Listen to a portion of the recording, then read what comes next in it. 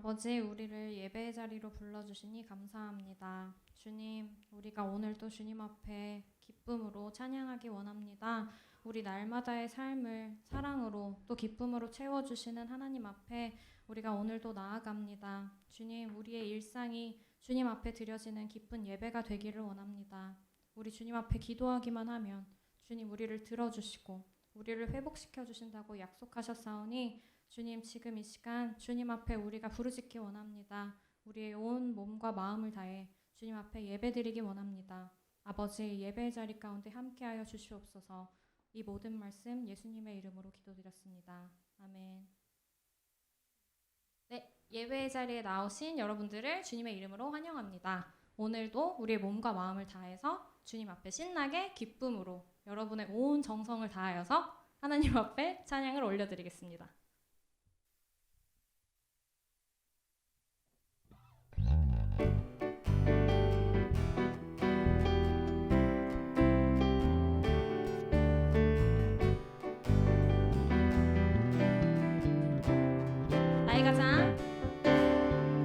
나의 가장 낮은 마음 주님께서 기뻐하시고 작은 일에 큰 기쁨을 느끼게 하시는도다. 내가 지쳐 무력할 때 주님 내게 힘이 되시고 아름다운 하늘나라 내 맘에 주시는도다. 우리에게 축복하신 하나님 사랑 낮은 자를 높여주시고 아름다운 하늘나라 허락하시고 내 모든 것 예비하시네.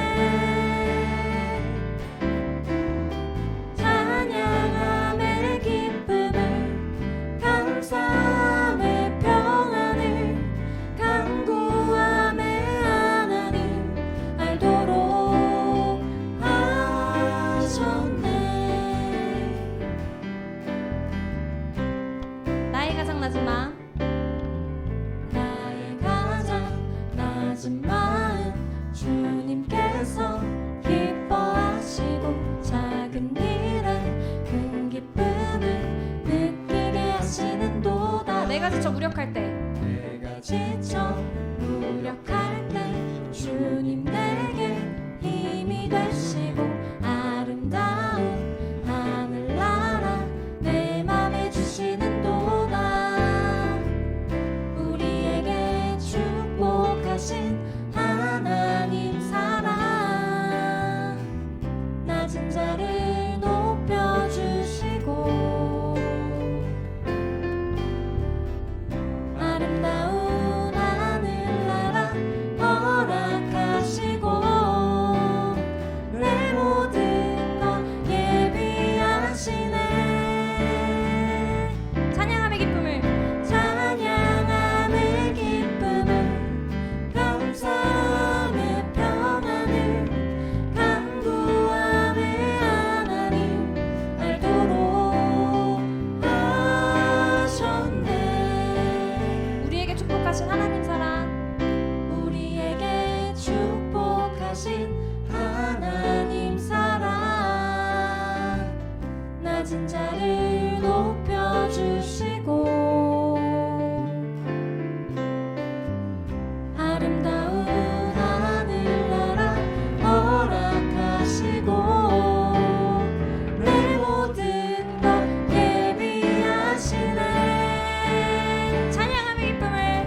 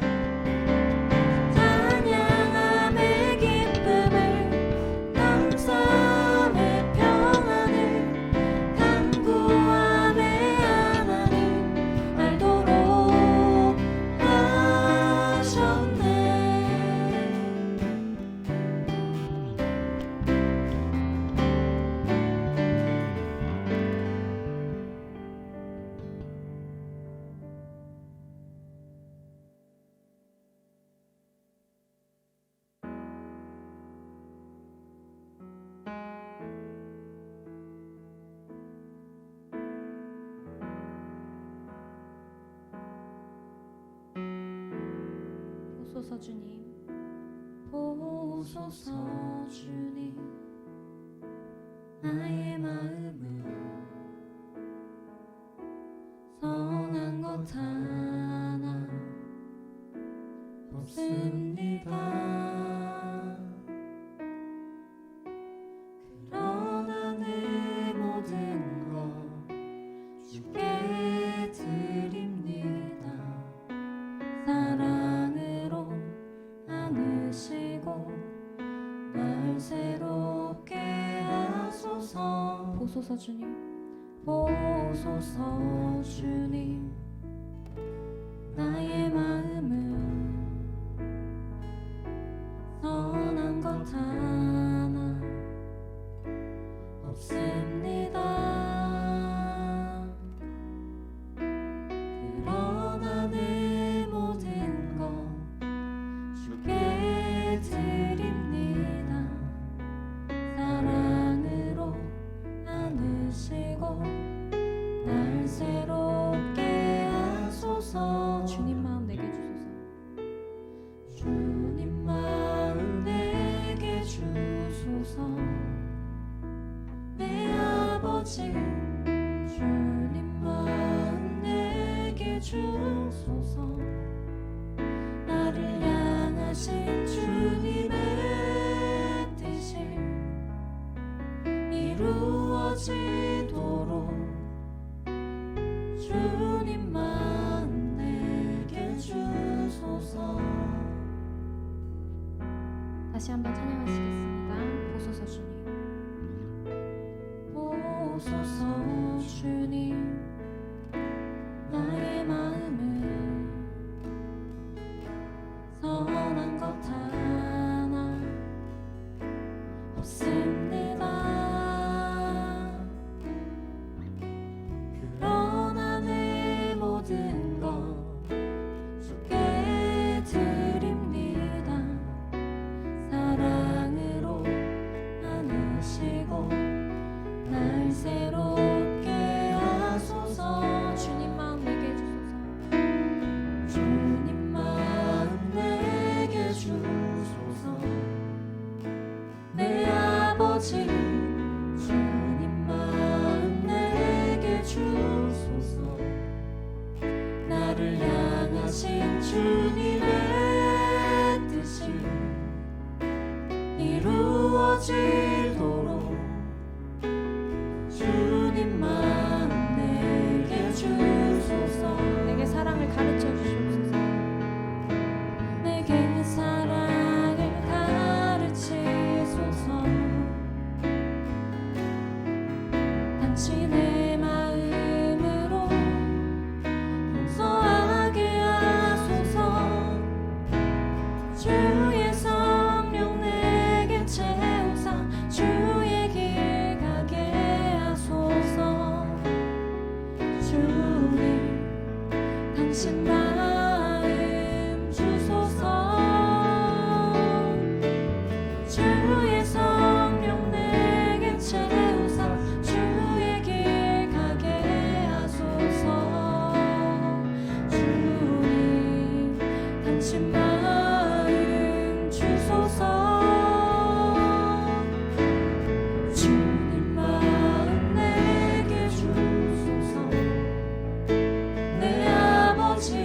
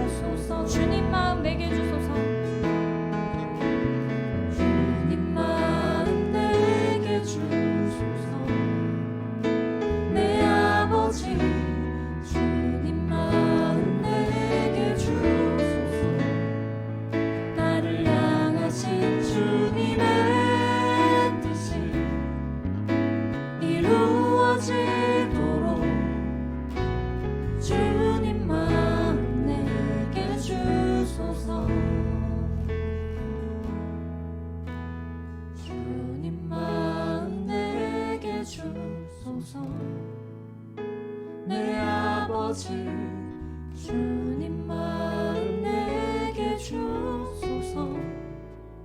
나를 향하신 주님의 뜻이 이루어지도록 주님 마음 내게 주소서.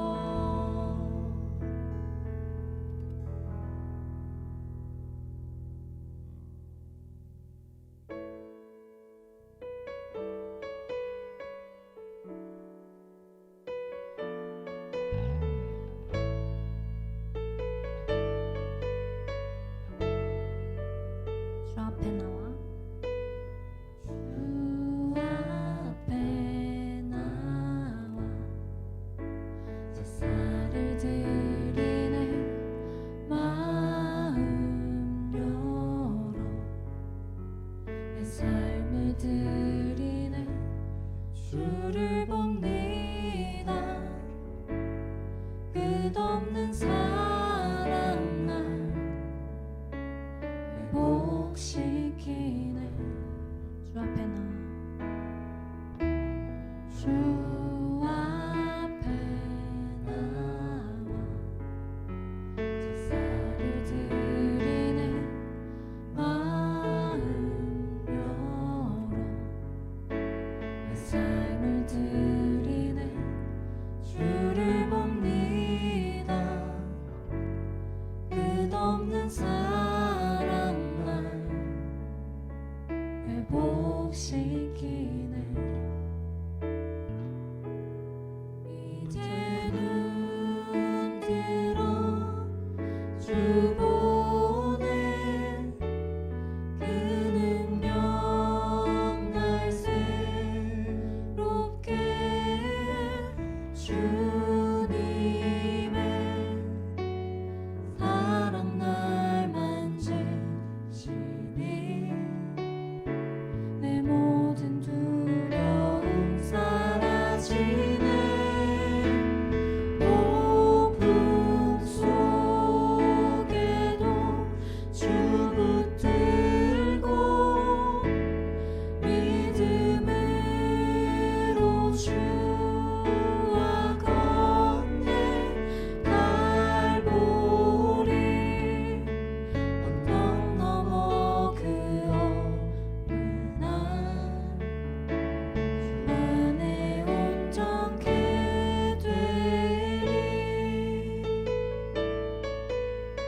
다시 한번 찬양하겠습니다. 주 앞에 나와 주 앞에 나와 제사를 드리네. 마음 열어 내 삶을 드리네. 주를 봅니다. 끝없는 사랑 날 회복시키네. 이제 눈 들어 이제 눈 들어 주 보내. 그 능력 날 새롭게 주님의 사랑 날 만지시니 내 모든 두려움 사라지네. 폭풍 속에도 주 붙들고 믿음으로 주와 걷네. 갈보리 언덕 넘어 그 어느 날 주 안에 온전케 되리. 우리 이 시간 같이 기도했으면 좋겠습니다. 하나님, 우리가 무엇이길래 주님 우리 그냥 버리지 않으시고 예수 그리스도 보내주셔서 아버지 인간의 몸을 입으시고 우리와 같은 존재가 되어주셔서 우리를 버리지 않으시고 우리를 끝까지 안으시고 우리 안으로 들어오셔서 우리의 모든 죄를 사하여 주시고 하나님 앞에 다시 갈 수 있는 기회를 주심에 아버지 우리가 너무나도 감사합니다. 우리가 도대체 무엇이길래 아버지 우리를 그냥 버리지 않으시고 끝까지 회복시켜 주시겠다고 약속하신 하나님의 그 은혜에 아버지 우리가 감격할 수밖에 없습니다. 이 시간 여러분이 계신 그 자리에서 함께 기도하기 원합니다. 우리가 부르짖기만 하면 주님 우리 들어주시고 우리에게 응답하시겠다고 약속하셨사오니 아버지 지금 이 시간 우리의 모든 마음을 주님 앞에 내려놓습니다. 우리의 힘든 것, 우리의 어려운 마음 아버지 예수 그리스도의 사랑이 아직 느껴지지 않는다면 그것조차 주님 앞에 기도하시기 바랍니다. 지금 이 시간 예수 그리스도의 그 진한 사랑을 만나게 해달라고 하나님 우리를 위하여서 인간의 몸을 입고 오시고 우리를 위하여 모든 것을 버리신 그 사랑을 그 회복의 사랑을 우리 지금 느끼기 원한다고 지금 다 같이 우리 한 마음으로 기도하겠습니다. 하나님 아버지 감사합니다. 우리가 주님 앞에서 하나님 우리가 정말 주님 앞에서 죽을 수밖에 없고 아버지 우리가 주님 앞에서 아무것도 아닌데 아버지 우리 가운데 오시고 찢겨서 아버지 죽으시고 모든 피로 아버지 우리를 용서하시고 하나님 앞에 다시 다가갈 수 있게 주님 이끌어 주심에 감사합니다.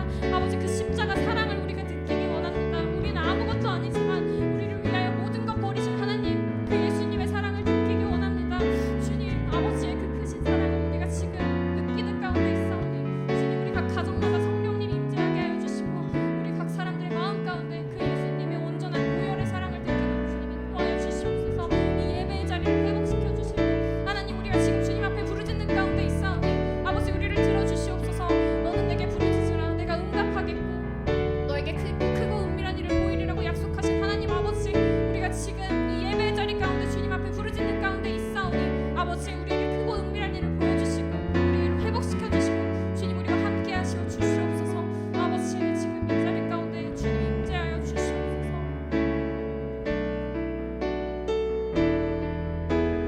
이제 눈 들어 이제 눈 들어 주 보는 그 능력 날 새롭게 주님의 사랑 날 만지시네 내 모든 두려움 사라지네 폭풍 속에도 주 붙들고 믿음으로 주와 건네 갈보리 언덕 넘어 그 어느 날 주 안에 온전케 되리 이제 눈 들어 주 보내 그 능력 날 새롭게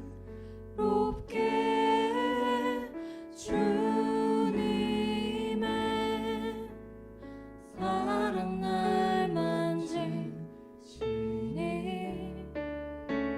내 모든 두려움 사라지네 폭풍 속에도 주 붙들고 믿음으로 주와 건네 갈보리 언덕 넘어 그 어느 날 주 안에 온전케 되리 주 안에 온전케 되리 주 안에 온전케 되리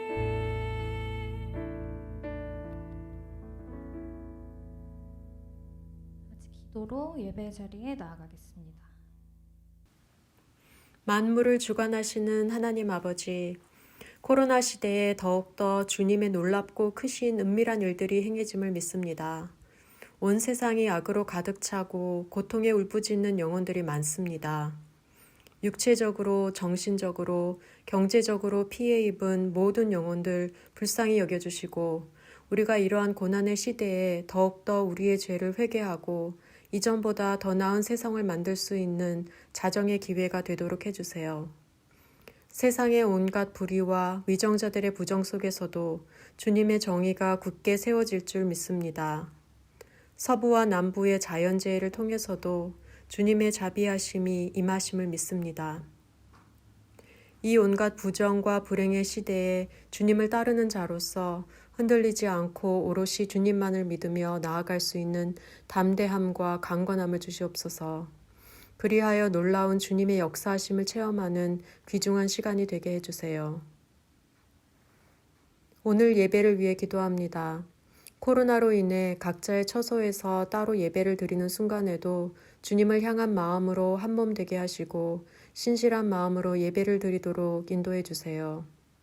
또한 매주 예배를 위해 수고하시는 모든 지체들과 각종 질병으로 투병 중인 모든 성도님들과 주님의 말씀을 전하시는 하운피어 목사님께도 영육간의 강건함을 주셔서 이러한 힘든 시기일수록 더욱 약함 속에서 강하게 설 수 있도록 해주세요. 주님의 놀라우신 치유와 회복의 힘을 믿으며 예수님의 이름으로 기도드렸습니다. 아멘.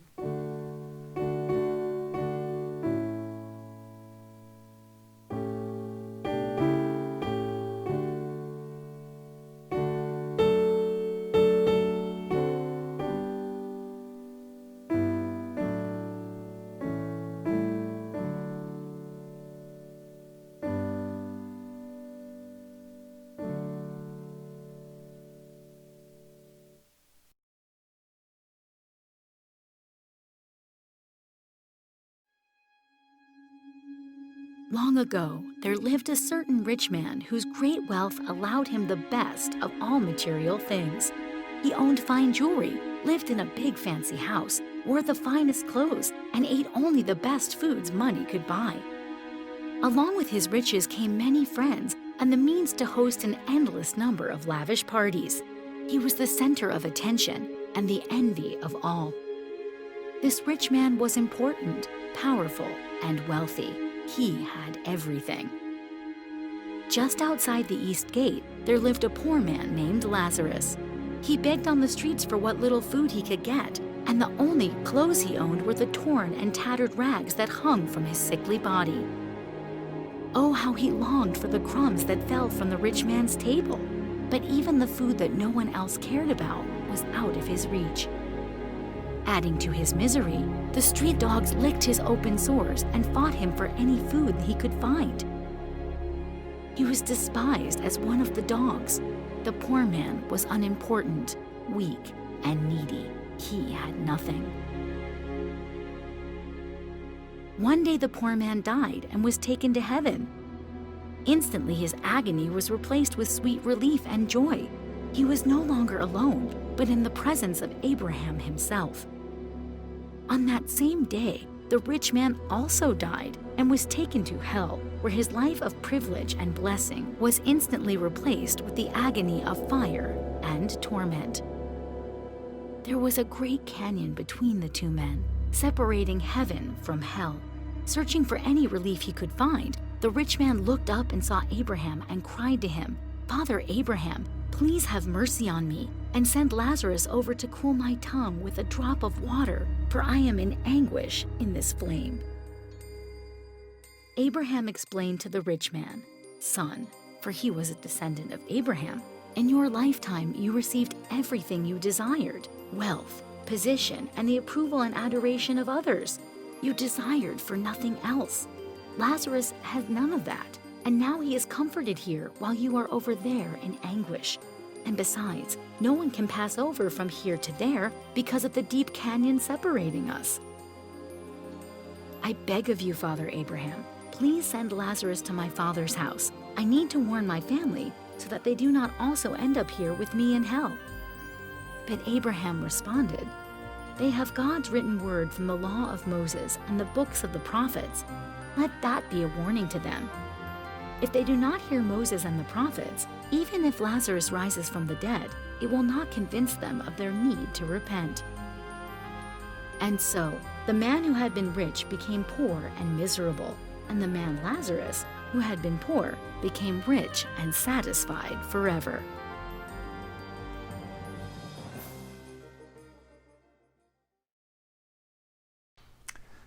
Hi. Yesterday, my son Luke was showing me a picture that had optical illusions in it. Now that's when our eyes trick us and we see things that aren't really there. Like in this picture, it looks like these two things are different colors, but actually they're the same color, and our eyes deceive us. Today we're going to learn about how Jesus warns us that our hearts can be tricked if we're not careful. Let's read together from Luke chapter 16, verses 19 through 31. Now there was a rich man who was dressed in purple and fine linen, and lived in luxury every day. At his gate there laid a beggar named Lazarus, covered with sores, and longing to eat what fell from the rich man's table. Even the dogs came and licked his sores. The time came when the beggar died, and the angels carried him to Abraham's side. The rich man also died and was buried. In Hades, where he was in torment, he looked up and saw Abraham far away, with Lazarus by his side. So he called to him, "Father Abraham, have pity on me and send Lazarus to dip the tip of his finger in water and cool my tongue, because I am in agony in this fire." But Abraham replied, "Son, remember that in your lifetime you received good things, while Lazarus received bad things. But now he is comforted here, and you are in agony. And beside all this, between us and you, a great chasm has been set in place, so that those who want to go from here to you cannot, nor can anyone cross over from there to us." He answered, "Then I beg you, Father, send Lazarus to my family. For I have 5 brothers. Let him warn them, so that they will not also come to this place of torment." Abraham replied, "They have Moses and the prophets. Let them listen to them." "No, Father," he said, "No, Father Abraham, but if someone from the dead goes to them, they will repent." He said to him, "If they do not listen to Moses and the prophets, they will not be convinced even if someone rises from the dead." Now, in the beginning of this parable, we see that there is a rich man and a poor man named Lazarus. If you had to choose, would you want to be rich, like this man, or poor, like Lazarus? We all think, I want to be rich, right? But Jesus tells us in this parable several things, but he wants us to learn 3 things from this parable. The first thing that Jesus wants us to know is that it's not what we see with our eyes that's important, but what's in our hearts. Jesus looks at our hearts and what we do with our hands for his glory. In the Bible, Jesus has a lot to say about being rich. Back then, everyone thought that being rich means that God had blessed you, and that being poor meant that you were being punished by God. It says in verse 14 and 15, the Pharisees who loved money heard all this and were sneering at Jesus. God knows your hearts. What people value highly is detestable in God's sight. You see, it's not what you have, but what you do with what you have that God likes. In the parable, the rich man was unkind, and he only used his money for his own enjoyment. Instead, he should have used his money to help the poor, to help the people in need, and to honor God. Whatever you have, you should use it. Your time, your hard work, your money, everything you have to honor God. If you do this, then Jesus says you will have true treasure in heaven where it counts. The second thing that Jesus wants us to know is that there really is a heaven and a hell. There is life after this world we live in. Now, we can't really know if there's life after we pass away by looking around us. Instead, we have to listen to what Jesus says. Here and in other parts of the Bible, Jesus tells us so. There is God's judgment someday.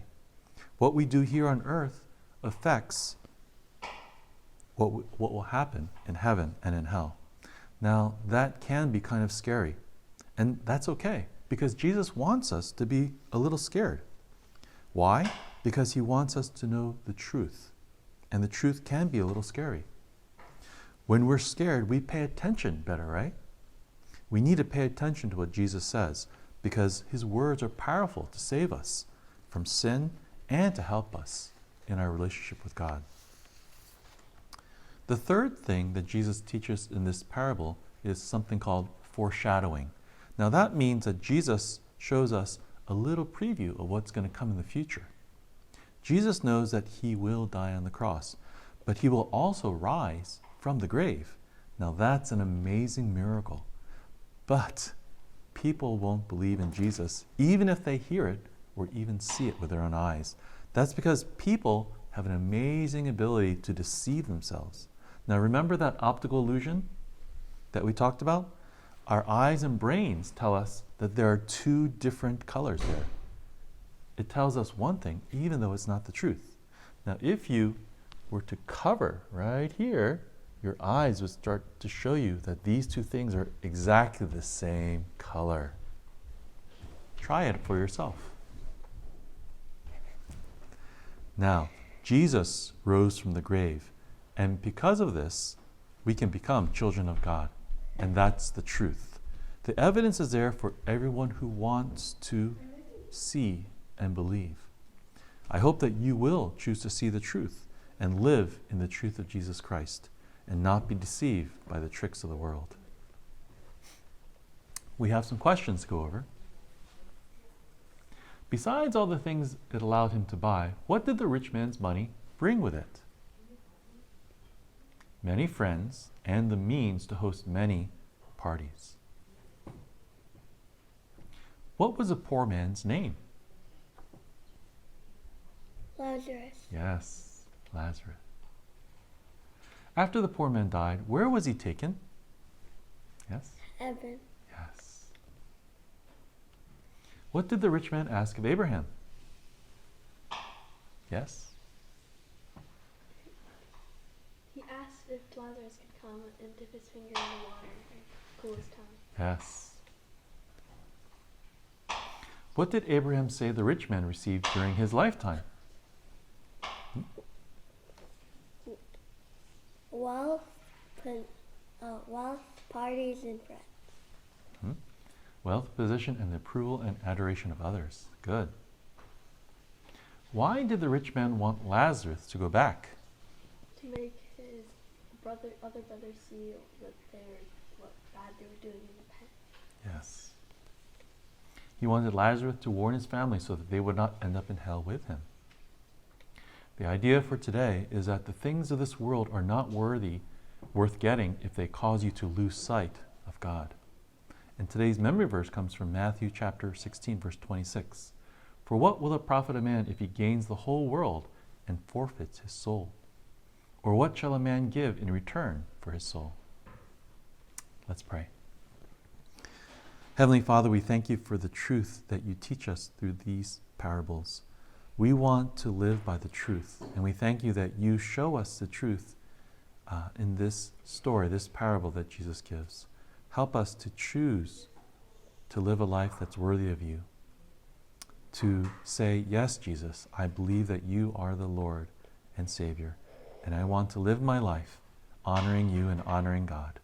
Help us, O Lord, to be wise in the ways that we live, so that we can please you and see you again someday in heaven. In Jesus Christ's name we pray. Amen. 교회 소식입니다. 예배에 참석하신 모든 분들을 주님의 이름으로 환영합니다. 가을 학기 동안 아래의 기도 제목을 두고 온 성도가 한마음으로 기도하여 주시기 바랍니다. 코넬 대학의 교회 건물 폐쇄 결정에 따라 주일 예배는 기존과 같이 12시 45분부터 온라인으로 드려집니다. 온라인 예배 장기화로 인해 헌금은 수표나 온라인 헌금 사이트를 통해 보내주시기 바랍니다. 이타카에 새로 오시는 가정이나 신입생이 있으면 교회를 소개해 주시고 담임 목사님께 알려주시기 바랍니다. 오늘은 비전센터 헌금이 있는 주일입니다. 다음 주는 선교 헌금이 있습니다. 귀염 목장지기 성경 공부가 오늘 오후 3시에 줌으로 있습니다. 주일 예배 설교 본문 읽기를 원하시는 부부나 자녀들을 모집합니다. 매일 새벽 예배는 생명의 삶 순서에 따라 기도드리시기 바랍니다. 유세종 탕민의 성도님 가정이 코넬에 오셔서 새롭게 등록해 주셨습니다. 멀리서나마 환영의 인사를 드립니다. 날씨가 조금 쌀쌀해졌습니다. 그렇지만 또 하나님께서 결실을 맺어가는 좋은 가을을 또 우리에게 주셨습니다. 영적으로도 계속해서 풍성한 삶을 이어갈 수 있도록 우리 성도님들 계속해서 기도해 주시기를 부탁드립니다. 이 시간 한 가지 좋은 소식을 알릴 텐데요. 포닥으로 오신 가정이 있습니다. 유세종 탕민의 부부시고요. 영우와 영미 두 아들이 있습니다. 우리 시간에 가정을 환영하고 축복하며 기도하는 시간을 잠깐 갖도록 하겠습니다. 기도하시겠습니다. 아버지 하나님, 이 좋은 가을에 또 코넬에 귀한 가정을 보내주심을 감사드립니다. 우리와 함께 신앙생활 해나갈 때 아버지 하나님께서 그 가정을 붙들어 주시고 또 아버지 하나님 보내신 목적을 이루어내는 귀한 가정이 되기를 소원합니다. 주께서 그들을 붙들어 주시고 믿음 생활 든든하게 할 수 있도록 성령 하나님만 바라보며 소원을 이루어가기를 소원합니다. 아버지 하나님 두 아들 또 건강으로 지켜주시고 지혜롭게 함께 하시며 또 아버지 하나님 그 가정을 통하여서 하나님의 영광 받는 복된 가정이 될 수 있도록 축복하여 주시옵소서. 모든 것을 맡기며 감사드리며 예수님 이름으로 기도합나이다. 아멘. 오늘 주시는 말씀입니다. 벨사살 왕이 그의 귀족 1000명을 위하여 큰 잔치를 베풀고 그 1000명 앞에서 술을 마시니라. 벨사살이 술을 마실 때에 명하여 그의 부친 느부갓네살이 예루살렘 성전에서 탈취하여 온 금은 그릇을 가져오라고 명하였으니 이는 왕과 귀족들과 왕후들과 후궁들이 다 그것으로 마시려 함이었더라. 이에 예루살렘 하느님의 전성소 중에서 탈취하여 온 금그릇을 가져오매 왕이 그 귀족들과 왕후들과 후궁들과 더불어 그것으로 마시더라. 그들이 술을 마시고는 그 금, 은, 구리, 쇠, 나무, 돌로 만든 신들을 찬양하니라. 그때 사람의 손가락들이 나타나서 왕궁 촛대 맞은편 석회벽에 글자를 쓰는데 왕이 그 글자 쓰는 손가락을 본지라. 이에 왕의 즐기던 얼굴빛이 변하고 그 생각이 번민하여 넓적다리 마디가 녹는 듯하고 그의 무릎이 서로 부딪힌지라. 왕이 크게 소리질러 술객과 갈대아, 술사와 점쟁이를 불러오게 하고 바벨론의 지혜자들에게 말하되 누구를 막론하고 이 글자를 읽고 그 해석을 내게 보이면 자주색 옷을 입히고 금사슬을 그의 목에 걸어주리니 그를 나라의 셋째 통치자로 삼으리라 하니라. 그때 왕의 지혜자가 다 들어왔으나 능히 그 글자를 읽지 못하며 그 해석을 왕께 알려주지 못하는지라. 그러므로 벨사살 왕이 크게 번민하여 그의 얼굴빛이 변하였고 귀족들도 다 놀라니라. 왕비가 왕과 그 귀족들의 말로 말미암아 잔치하는 궁에 들어왔더니 이에 말하여 이르되 왕이여 만수무강하옵소서. 왕의 생각을 번민하게 하지 말며 얼굴빛을 변할 것도 아니니이다. 아멘.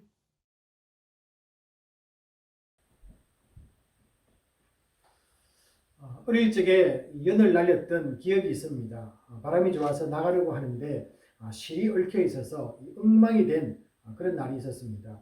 남들은 신나게 나가서 노는데 나가 놀 수도 없었습니다.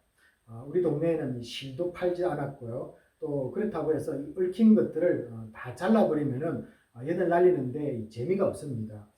그래서 어쩔 수 없이 얽힌 실을 가만히 풀어야만 했던 그런 기억이 납니다.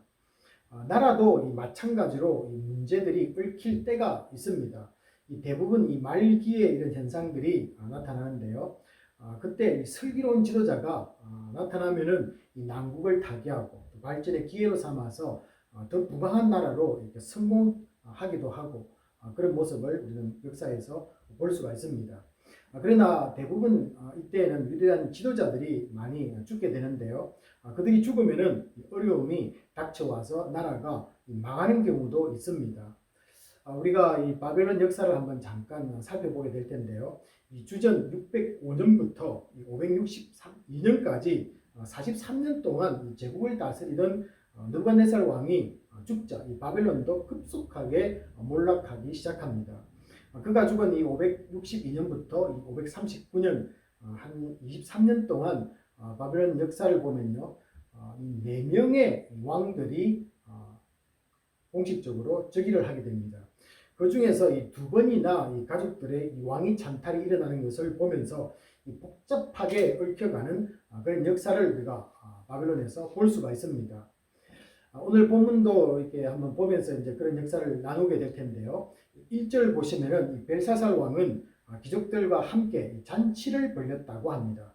그리고 30절을 보시면은 그런 죽임을 당합니다. 그리고 31절에서는요, 바벨론 제국이 페르시아에 의해서 나라가 망하는 것을 기록을 하고 있습니다.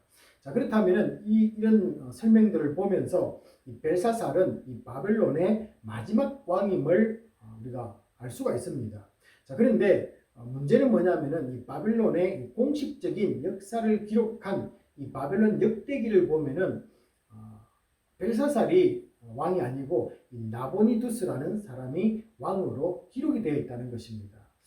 그래서 이 한동안 이 성경 말씀이 가공된 이 기록물이라고 소리를 듣던 때도 있었습니다.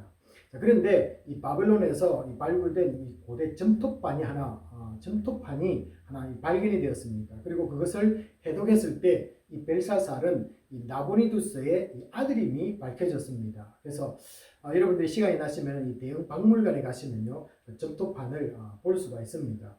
이 벨사살은 이 아버지를 대신해서 이 나라를 다스리다가 이 제국의 몰락을 맞이한 이 비공식적인 이 바벨론의 왕으로 우리가 알 수가 있습니다. 자, 나보니두스가 이 아들을 대신 왕으로 세운 이유가 있는데요. 그것은 이 나라가 망해가는 이 제국을 방어하기 위해서 이 자기 자신은 이 전쟁을 하러 이 도성을 떠나게 됩니다. 그래서 왕이 대신 필요했는데 그 대신 자기를 대신해서 아들을 그 자리에 두고 이 전쟁터로 떠났던 것입니다. 또 다른 설명은 이 나보니두스가 역대 왕들이 섬긴 이 바벨론의 마르둑 신을 버리고 달신을 섬기려는 이 종교 정책을 변화시킵니다. 그래서 그때 많은 백성들과 이 신하들로부터 이 원성을 사서 밀려났다는 그런 주장도 있습니다. 이런 복잡한 상황 속에서 이 벨사살이 도성에서 술잔치를 벌이고 있습니다. 나름대로 이유가 있지 않겠습니까? 그러나 이 상황은 좋지 않는 상황이라는 것이죠. 적들은 지금 이 바벨론을 쳐들어오기 위해서 연합군이 되어 있는데 잔치를 한다. 그래서 우리가 그 술잔치를 벌이는 이유를 한 2가지 정도로 한번 생각해 볼 수 있습니다. 첫 번째는요, 이 당시에 도성 가까이 와 있는 이 메대 그리고 바사의 연합군과 이 대대적인 전투를 앞에 두고 있었습니다. 자, 그래서 이 자신의 아버지로부터 이 멀어진 이 신하들의 마음을 한 곳으로 모아서 이 도성을 방어하고 또 마지막 전의를 다지기 위한 것으로 축제를 벌였다. 이렇게도 우리가 생각해 볼 수가 있습니다. 자, 그렇다면 이제 전쟁을 하기 위해서는 이 군인들이 모여서 이 축제를 해야 되는데요. 오늘 본문을 보시면은 이 귀족들이 모인 것으로 보아서 조금 다른 의도가 있다라는 것을 우리가 알 수가 있습니다. 우리 이 바벨론의 기록에 의하면요, 이 나보니두스는 연합군에 패해서 지금은 이 성에서는 축제를 하고 있을 때 이 자기 아버지는 전쟁에 패해서 이 다른 성으로 도피해 있던 상황이기도 했습니다. 자, 그렇다면 두 번째로 우리가 생각해 볼 것은요. 이런 상황 속에서 이 바벨론 성이 여전히 강하다는 것을 보여주기 위해서 축제를 하지 않았겠는가라고 이렇게 우리가 추측을 해볼 수 있습니다. 이 적들에게는 이 사기를 저하시키고 또 백성들의 이 동요를 막으려는 그런 전략으로도 우리가 볼 수가 있겠죠. 이 나라의 운명을 건 전투를 앞두고 이런 여유 있는 잔치가 또 가능했던 그런 상황도 있습니다.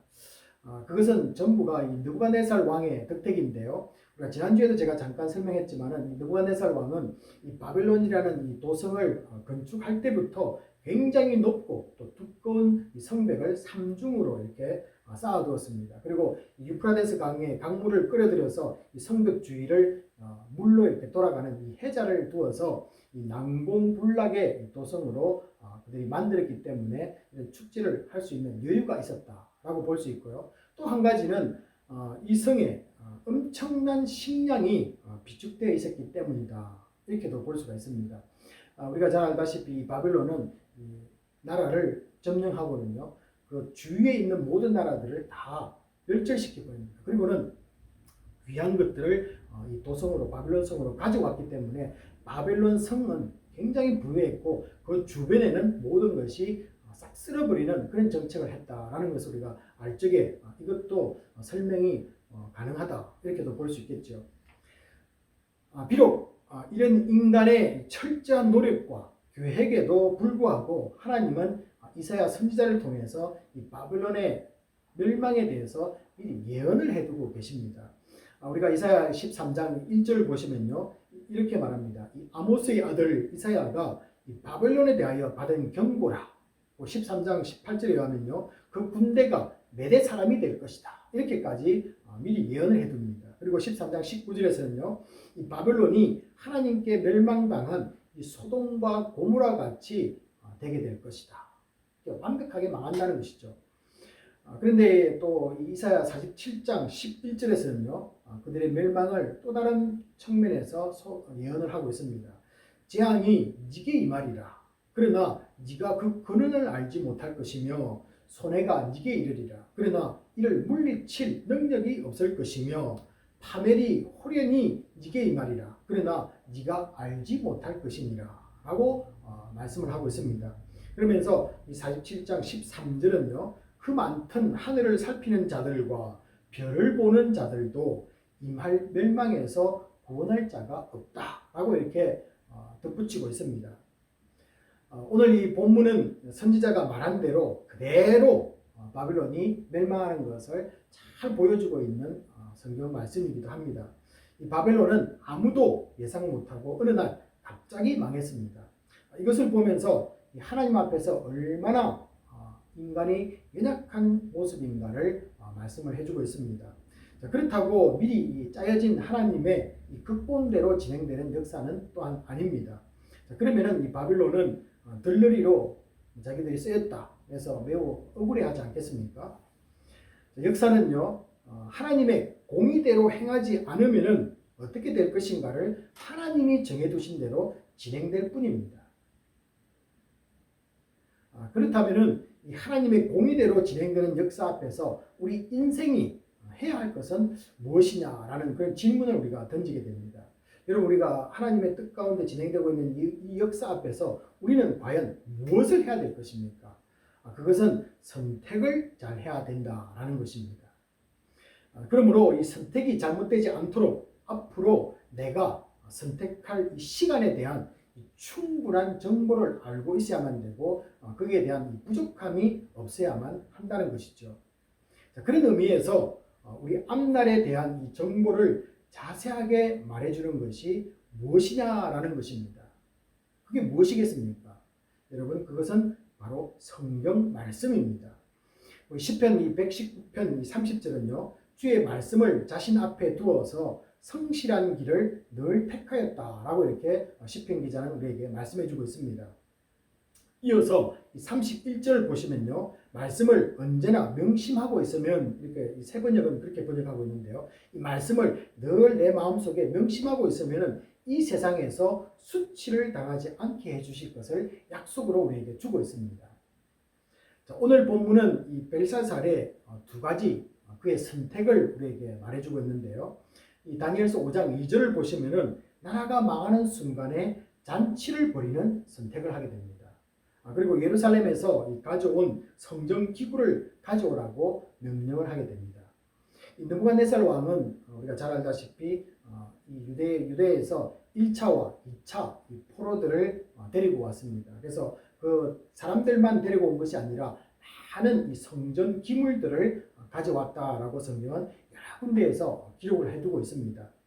자, 하지만은 이 느부갓네살 왕 벨사살이 죽기 훨씬 앞에 있던 이 느부갓네살 왕은요, 이 562년에 그가 죽게 되는데 그때까지 그가 가져왔던 그 기물들을 보관해 두었다라고 성경은 말하고 있지 그것을 사용했다라고는 성경에서는 볼 수가 없습니다.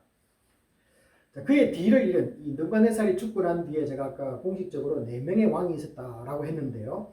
이 느부갓네살이 죽자 에올머르닥 그리고 네리글라살 그리고 라바시마르둑 나보니두스 이렇게 4명의 왕들이 나옵니다. 대부분 한 24년 정도 이렇게 시간이 지연이 되는데요. 이들 역시 이 성전 기물에 대해서 어떻게 했는지는 알 수는 없습니다. 그리고 오늘 주인공인 이 벨사살 왕 역시 이 아버지를 대신해서 통치를 하게 되는데요. 우리가 그때가 대충 언제인지는 잘 모르지만은 성경학자들은 그때가 한 594년 정도 되지 않겠는가 이렇게 생각을 해봅니다. 그래서 이 바벨론의 마지막 해인 539년까지 이 벨사살의 모습을 보면요, 성전에 있던 기구들을 가져와서 썼다라는 그런 내용은 우리가 볼 수가 없습니다. 자, 근데 중요한 것은 그런 그가 갑자기 그것도 이 나라의 절대 운명을 앞두고 있는 이 왕의 마음에 성전 기물이 생각났던 것은 참으로 기이한 사실이다라는 것입니다. 왜 그때 그것이 생각났느냐라는 것이죠. 그렇지만은 또 아무리 생각이 나도 그런 행동을 하지 않을 수도 있다라는 것입니다. 비록 이 바빌론이 타국을 무너뜨리고 가져온 이 전리품이긴 하지만은 일국의 신을 섬기던 이 성전의 기물이기 때문에 그렇습니다. 그래서 앞에 있던 왕들도 성전에 쓰던 기물이기 때문에 좀 조심스럽게 했지 않았겠는가라는 그런 생각을 해보는 것이죠. 자, 게다가 이 비록 유다를 패망시키긴 했지만은 여호와 하나님에 대한 두려움은 전 이 바빌론에 걸쳐서 잘 알려져 있습니다. 우리가 앞에서 1장, 2장, 3장, 4장까지 보았지 않습니까? 그리고 다니엘의 이야기도 들었고요. 또 다니엘의 친구들도 이야기를 들어서 이 왕궁에서만 그 소문이 퍼져나간 것이 아니라 어떻게 보면은 이 바빌론 전체에서 하나님이 어떤 분이시고 하나님이 얼마나 위대한 분이신가를 그들에게 알리는 그런 계기가 되었다. 그러므로 이 벨사살 왕도 알지 않았겠는가라는 그런 의문을 우리가 품어보는 것이죠. 여호와 하나님의 영향력은 이 느부갓네살 이후에도 그대로 미치고 있었습니다. 그래서 느부갓네살이 죽자 그의 아들이 이제 올라오는데요. 그 예가 성경에 기록되어 있습니다. 이 아버지 느부갓네살이 죽고 아들 에올머르닥이 잡혀온 이 유대 포로민들에게 굉장히 대우가 개선이 되는 모습을 성경은 기록을 하고 있습니다. 우리 한 군데를 보게 되는데요. 이 예레미야 52장 우리 31절부터 34절에 의하면은 이 에올머르닥 왕은 이 포로로 잡혀온 요야긴 왕을 이 감옥에서 풀어주고 유다 왕으로서의 그 직위를 인정해 주는 모습을 보이게 됩니다. 자, 그렇다면은 이 벨사살 왕은 바벨론에서 하나님의 역사가 얼마나 강하게 나타나는지를 전혀 몰랐을까요? 라는 그런 질문입니다. 벨사살은 이 느부갓네살이 죽고 대략 아까도 말씀드린 것처럼 562년에 그가 느부갓네살이 죽는데요. 그가 이 왕위에 오르는 것은 한 549년입니다. 그래서 이 왕위에 오를 때 그 벨사살은 느부갓네살이 죽고 난 뒤에 한 13년 후에 나타나는 인물입니다. 그가 몇 살의 왕이 되었는지는 잘 모릅니다. 비록 나이가 어려서 이 다니엘을 직접 보지는 못했을 수도 있습니다. 하지만은 충분히 자라면서 들을 수는 있었을 것입니다. 그 증거가 오늘 본문에서 또 소개가 되는데요. 오늘 22절에 있습니다. 이 다니엘이 술잔치에 나타난 이상한 손이 쓴 글을 이 해석하러 왔다가 이 벨사살에게 해주는 말을 잘 한번 보시기 바랍니다. 이 벨사살을 향해서 느부갓네살 때 일어난 일들과 또 하나님이 그에게 행한 것들을 이렇게 말합니다. 다니엘은 이렇게 말합니다. 다 알고도 아직도 마음을 낮추지 아니하였다라고 이렇게 말하고 있기 때문입니다. 그래서 여기서 보시면요, 다 알고도 라는 말입니다. 여기서 이 느부갓네살 왕과 이 벨사살 왕의 이 두 가지 이 차이점이 좀 드러나는 것을 우리가 볼 수 있습니다. 우리가 앞에서 1장부터 우리가 4장까지 보았던 이 느부갓네살 왕과 오늘 이 5장에 나타나는 이 벨사살 왕의 뭔가 차이점이 좀 있다라는 것이죠. 한 두 가지 정도를 우리가 나눌 수 있는데요. 이 첫 번째는 이 느부갓네살 왕은 하나님을 모르고 실수하며 하나님을 알아가는 사람으로 이 다니엘서의 1장부터 4장까지는 좀 보여지는 그런 모습이 나타납니다. 그러나 한편으로는요, 이 벨사살은 하나님이 어떤 분인가를 분명히 알고 성전 기물을 가져오게 했다라는 것입니다. 그것이 아까 말씀드린 22절에서 이렇게 알고도라는 그 단위에서 우리가 이렇게 말씀을 할 수 있는 것이죠. 이것이 가장 큰 차이점입니다. 두 번째로는요, 이 느부갓네살 왕과 같이 벨사살 왕은 한 가지 공통점이 있는데, 여호와라는 신도 자신들이 굴복시킨 나라의 신일 뿐이라는 이 교만을 공통점으로 가지고 있었습니다. 그런데 우리가 앞에 보았던 이 느부갓네살은 이 경고를 보고 거기서 멈추고 하나님을 찬양하는 것을 우리가 몇 군데에서 보았습니다. 하지만은 이 벨사살은요, 그 선을 넘어서 하나님을 조롱하게 되었다는 것입니다. 이것이 또한 두 번째 차이점이 되겠습니다. 자, 그러면은 그가 그런 행동을 취한 분명한 이유는 있을 것입니다. 여러분, 이 세상에 변명 없는 일이 어디 있겠습니까?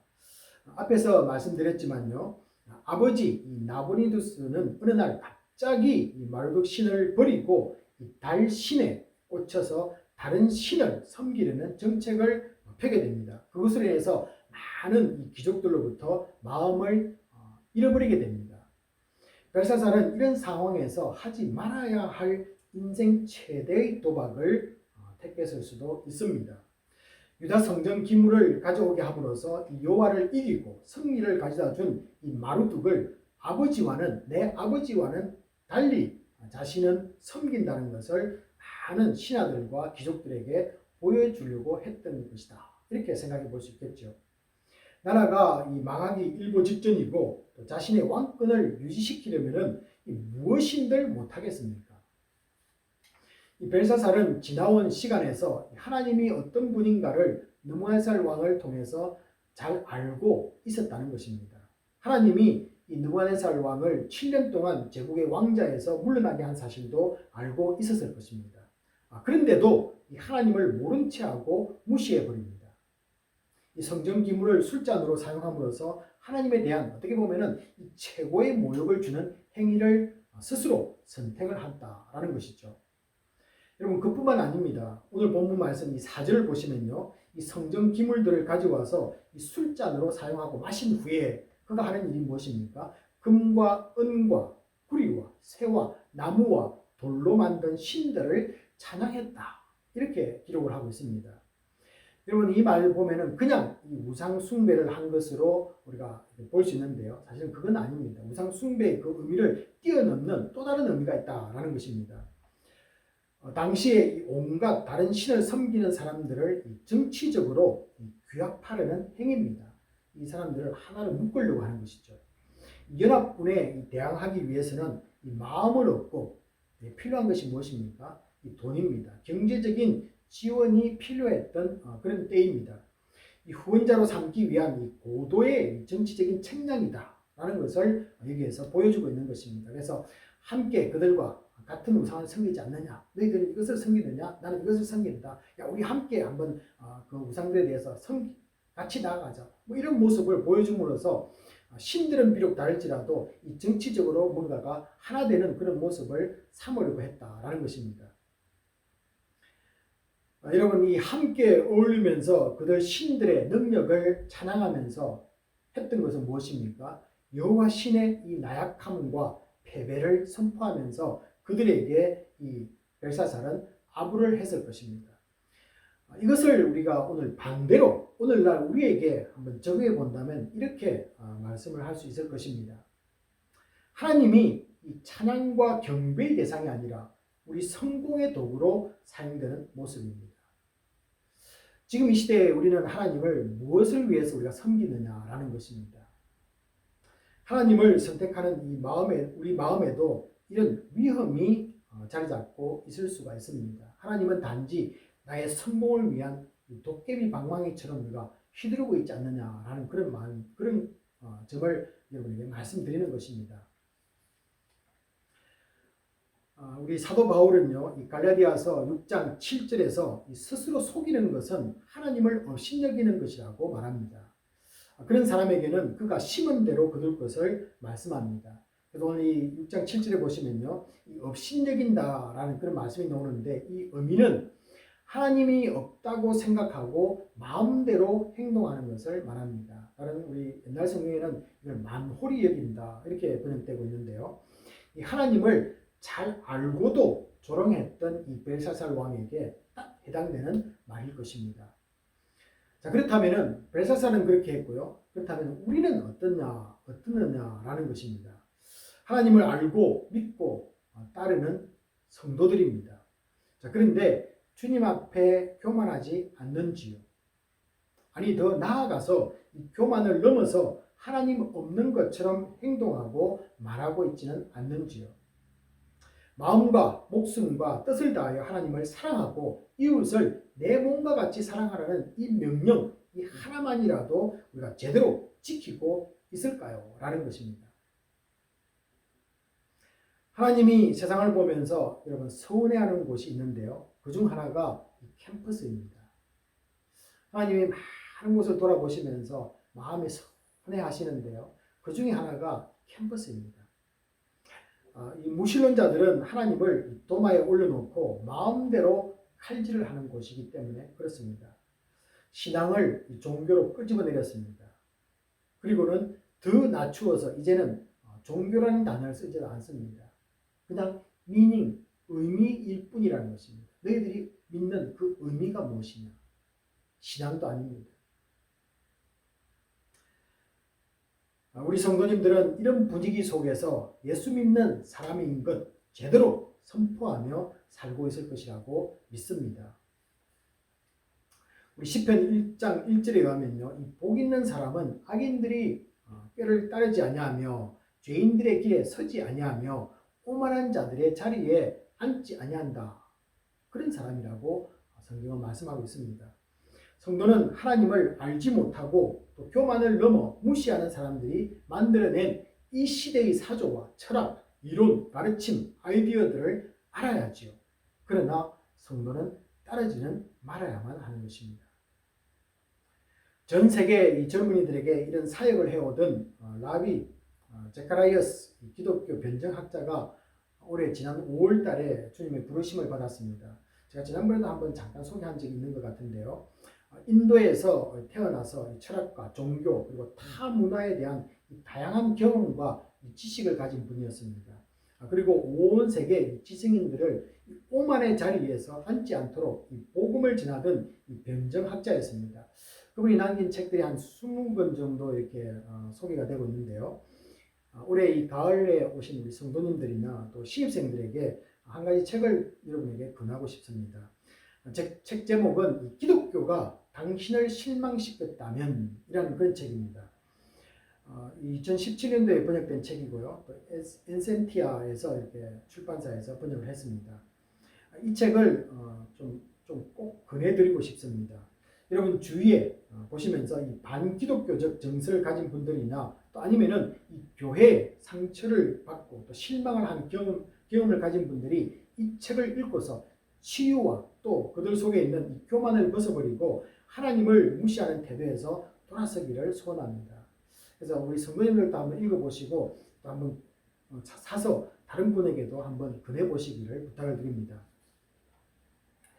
사실 이 교회 바깥 분들은 믿지 않기에 하나님 무시한다고 저는 생각합니다.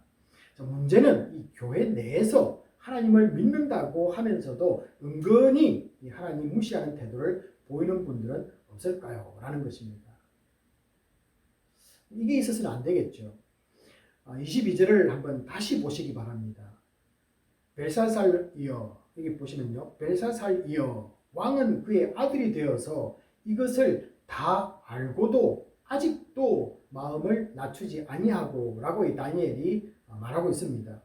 여러분, 이 본문 속에서요, 중요한 두 단어를 발견합니다. 다 알고도 라는 단어와요, 또 바로 이어서 나오는 아직도 라는 것입니다. 다 알고도 아직도 하나님을 모르고 있느냐, 또 아니면 다 알고도 아직도 하나님을 무시하느냐, 뭐 이런 내용들이 그 의미 속에 포함되어 있겠죠. 자, 그렇다면 우리는 하나님이 어떤 분이며 어떻게 섬기며 따라야 하는지 모르는 사람들이 아닙니다. 그럼에도 불구하고 여전히 이 하나님 모르는 사람처럼 행동하는 것이 있지는 않는지를 우리 스스로가 한번 살펴보는 시간이 되었으면 좋겠습니다.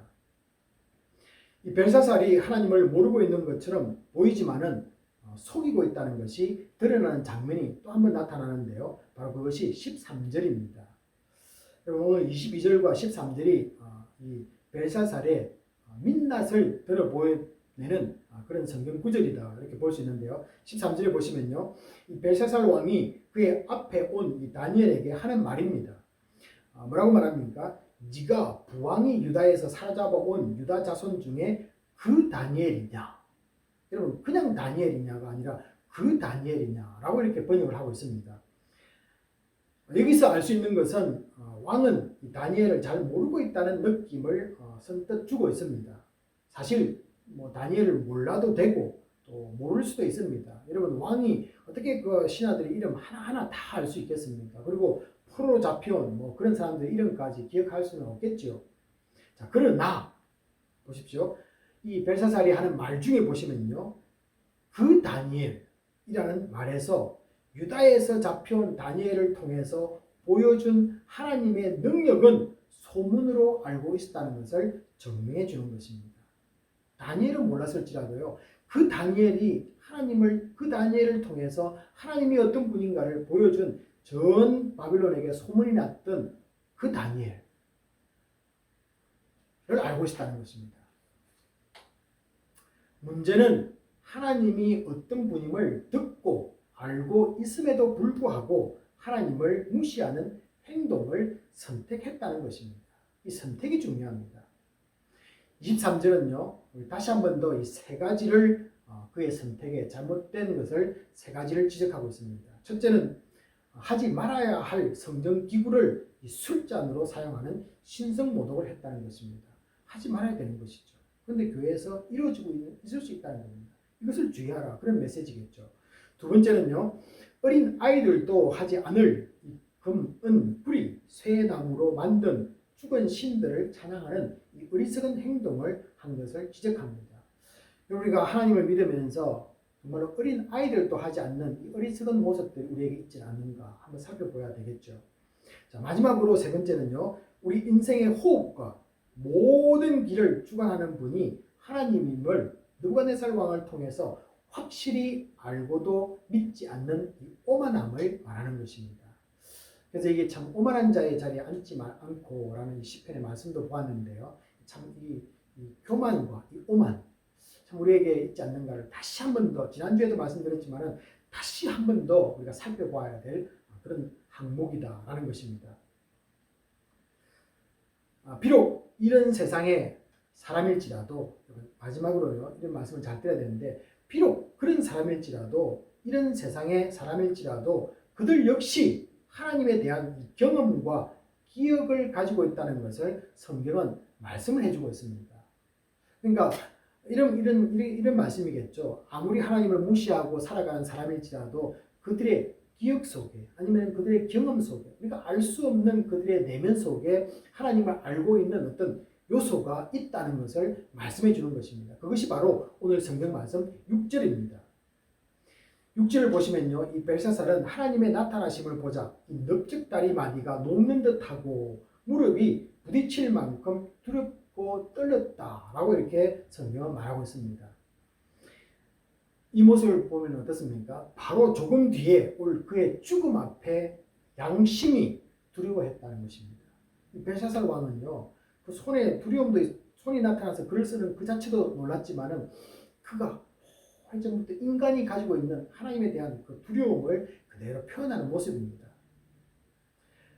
몸이 그것을 잘 표현해 준 것이죠. 다리가 떨렸고 심장이 튀어나올 정도로 놀랐겠죠. 이것은요, 하나님이 우리 인간을 만드신 모습입니다. 벨사살은 하나님이 역사했던 그 다니엘인가를 아는 순간에 느부갓네살처럼 하나님을 그 자리에서 찬양했어야만 했던 것입니다. 그러나 그런 하나님을 무시하는 것을 선택을 합니다. 더 나아가서 이 자신의 교만을 회개하지도 않았습니다. 느부갓네살 왕과는 좀 다른 모습을 확실하게 보여주고 있는 것이죠. 여러분들이 한번 오늘 이 4장과 다니엘서 5장을 한번 보시면서 느부갓네살 왕과 벨사살의 왕을 다시 한번 더 비교해 보시면 오늘 이 메시지가 좀 더 잘 들릴 줄로 알고 있습니다. 자, 그런데 이제 우리가 마지막으로 한 가지 질문을 우리가 이 벨사살에게 던져볼 수 있습니다. 회개할 기회가 과연 이 벨사살 왕에게 주어지지 않았다고 말할 수 있을까요? 라는 것입니다. 하나님은 그에게 회개할 수 있는 기회를 주었는가? 라는 것입니다. 여러분 뭐라고 대답하시겠습니까? 저는 충분히 주어졌다라고 믿습니다. 왜 그렇게 말할 수 있냐면요, 25절 때문에 그렇습니다. 여러분 25절에 벽에 쓰여진 이 글자가 있었습니다. 메네 데겔 우바르신이라는 이런 글자가 벽에 쓰여졌습니다. 근데요, 이 메네 데겔 우바르신이라는 것에서 두 글자에서 이 두 번 반복되는 것이 단어가 나옵니다. 그것은 메네라는 뜻입니다. 우리가 성경에도 그 해석이 번역되어 있지만요, 이것은 세워보았다라는 그런 뜻입니다. 그러면은 이 세워보았다는 것이 두 번 반복되었다는 것은 무슨 뜻일까요? 충분하게 그리고 면밀하게 검토되었다는 것입니다. 시간을 충분하게 고려하면서 속속들이 면밀하게 세워보았다, 그를 조사했다, 이렇게 평가했다, 이렇게도 해석이 되겠죠. 자, 기회도 주어졌고 시간적 여유도 충분하게 있었다는 것을 의미하는 것입니다. 자, 그러나 이 벨사살 왕은요, 23절 이 하반절처럼 하나님께 영광을 돌리지 않는 선택을 그가 했다는 것입니다. 여러분 오늘 말씀을 이제 맺도록 하겠습니다. 우리 인생에서 가장 큰 은혜는 하나님의 아들이 이 땅에 인간으로 오신 이 성육신 사건이고 십자가 구원 사건입니다. 이 은혜 앞에 교만하지 않고 주님 무시하지 않기를 소원합니다. 은혜는 하나님의 것입니다. 그러나 선택은 우리가 하는 것입니다. 우리 성도는 이 종교를 피하고 신앙을 선택해야 됩니다. 이 세상에 수많은 종교들이 있는데요, 그걸 버리고 우리는 신앙이라는 이 믿음의 고백을 통해서 얻는 이 신앙을 우리는 택해야 되는 것이죠. 그리고 행위가 아닌 이 믿음만으로 구원받음을 우리는 또한 선택을 해야만이 구원에 이를 수가 있습니다. 도덕적으로 더 나빠지는 것을 피하고 더 개선되는 삶을 위해서 우리는 다른 이 세상의 영들이 아닌 성령만을 선택하고 따라야만 하는 것입니다. 그래서 예수를 믿을 때요, 이 성령을 택하시는 겁니다. 어떻게 보면은 성령을 택해서 그분을 따라가는 삶이다, 이렇게도 말할 수 있겠죠. 내 앞에 놓인 이 선택들을 잘 살피는 복된 성도님들이 되기를 주님의 이름으로 축복합니다. 이 시간 주신 말씀 붙잡고 동성으로 기도하는 시간입니다. 우리 삶 가운데 바른 선택을 할 수 있도록 하나님 앞에서 늘 겸손하고 악인의 길을 따르지 않고 또 죄인의 길에 서지 않고 오만한 자리에 앉지 않도록 주님 말씀에 순종하는 복된 개인, 가정, 교회 될 수 있도록 함께 기도하시겠습니다. 아버지 하나님,